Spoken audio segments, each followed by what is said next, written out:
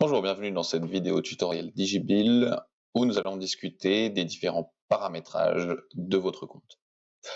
Donc une des premières choses à faire lorsque vous arrivez sur la plateforme, c'est de paramétrer les différentes possibilités et de vérifier certaines données. Donc pour accéder aux paramètres, c'est assez simple, vous pouvez aller dans Paramètres, ici le menu à gauche, et là vous allez avoir trois différents champs, on va les faire dans l'ordre. Le premier étant le paramètre de compte. Lorsque vous arrivez sur les paramètres du compte, vous avez de nouveau trois différentes catégories. La première étant celle qui correspond à votre profil. Ici, il va s'agir de contrôler que les données soient bonnes, à savoir que toutes les données seront préenregistrées en fonction de ce que vous avez inscrit lors de l'inscription à la plateforme. Et il est tout à fait possible de les changer si jamais vous déménagez ou si une information venait à changer. Pour chaque modification, et ça va valoir pour toutes les modifications des paramètres, n'oubliez pas d'enregistrer à chaque fois que vous changez de page, sinon quoi, les différents changements vont être annulés. Ensuite, il vous est possible de modifier le mot de passe en entrant l'ancien, le nouveau et en confirmant le nouveau mot de passe selon un schéma finalement assez habituel. Maintenant, un paramètre important, ça va être l'e-bill. Si jamais vous êtes déjà émetteur de facture e-bill, vous avez simplement à aller dans Déjà inscrit et ici entrer votre identifiant ainsi que votre mot de passe. Si par contre vous n'êtes pas inscrit à e-bill et que vous voudriez le faire, puisque nous sommes partenaires officiels de SIX, les fournisseurs d'e-bill, vous pouvez le faire directement depuis Digibill, ce qui est un raccourci intéressant. Il vous suffit d'aller sur S'inscrire à e-bill. Ici, vous allez sélectionner la langue par défaut. Dans notre cas, ça va être le français. Vous allez vérifier que les données de l'entreprise soient correctes. À nouveau, sélectionner la langue par défaut. Et ici, cocher les différents secteurs d'activité de votre entreprise. Ensuite, une fois que vous allez enregistrer, la demande va se faire auprès d'e-bill et dans les jours à venir, vous allez recevoir une confirmation, mais en général, ça se passe bien. Dans le cas où vous voudriez afficher votre logo de la plus haute qualité qui soit, je vous conseille de nous l'envoyer par email pour que quand vos clients vous recherchent sur la plateforme e-bill, ils puissent avoir l'aperçu de votre entreprise également de façon visuelle.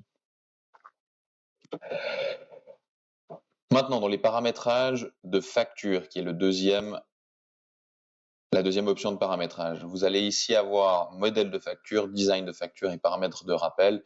Donc ça va être tous les paramètres par défaut qui seront enregistrés sur tous les formats de vos factures à partir du moment où vous allez enregistrer. Donc ici, à commencer par le préfixe. Le préfixe est donc l'intitulé qui va précéder le numéro de facture. Par défaut, nous, on a mis l'acronyme anglophone, mais si vous décochez, vous pouvez ici modifier et par exemple mettre l'acronyme francophone FCTR pour facture, puis enregistrer.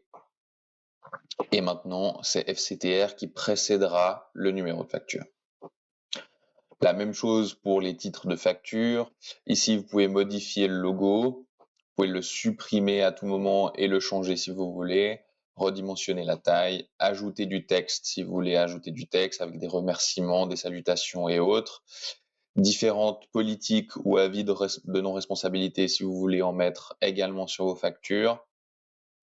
Et ici, de nouveau, par défaut, on a préenregistré une note en bas de page avec les données d'entreprise que vous pouvez modifier si vous le voulez avec différents raccourcis qui seront possibles en fonction de ce que vous avez donné lors de l'inscription. Finalement, vous pouvez ici décider d'afficher sur vos factures ou non si vous êtes utilisateur de l'e-bill. Donc de nouveau, si vous affichez cette petite bannière, ça permettra à vos clients de savoir que vous êtes fournisseur de factures e-bill et ils pourront donc vous rechercher ensuite dans leur e-banking. Lorsque vous allez dans Design de facture, il va s'agir de changer le visuel de votre facture. Je vous laisserai en individuel tester les différentes possibilités, mais c'est vraiment tout ce qui touche à l'aspect visuel de la facture. Paramètres de rappel, on va ici pouvoir paramétrer les différents rappels par défaut qui seront donc ensuite automatiques à chaque création de facture. Les rappels seront ici basés à partir de la date d'échéance. Donc là, on est à 2 jours après la date d'échéance. Ensuite, le prochain rappel, il est à 30 jours à partir de la date d'échéance. Et le troisième dernier rappel, il sera à 60 jours après la date d'échéance de la première facture. Lorsque vous allez actionner les rappels, vous avez vu, vous pouvez donc ensuite sélectionner le canal d'envoi par défaut. Si un client est utilisateur de l'e-bill, il recevra principalement ses factures sur e-bill par défaut. Mais vous pouvez ici, pour les rappels, choisir de les envoyer par la poste, par email ou par SMS, selon vos préférences. Et de nouveau, on n'oublie pas d'enregistrer si on veut automatiser ensuite ces rappels.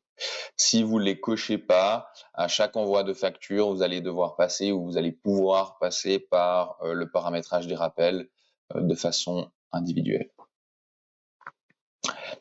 Finalement, dans les paramètres, vous pouvez créer un compte invité. Donc un compte invité, on va le faire ici. Ça va vous permettre de donner l'accès à votre plateforme Digibill ou de subordonner la tâche de facturation à quelqu'un à qui vous donnez l'accès. Cette personne aura accès à toutes les tâches de facturation et de rappel, mais ne pourra pas accéder aux paramètres.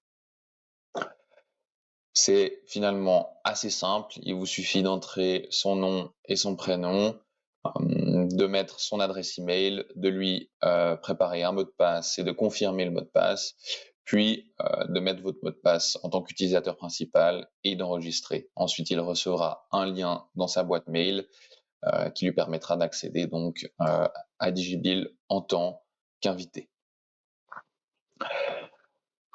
Voilà, c'est tout ce qui concerne les paramétrages. Si jamais vous avez des questions, n'hésitez pas à les laisser en commentaire de cette vidéo. Vous trouverez d'autres vidéos tutoriels sur notre chaîne. Et si vous voulez nous contacter, n'hésitez pas à le faire soit par email ou par téléphone. À bientôt.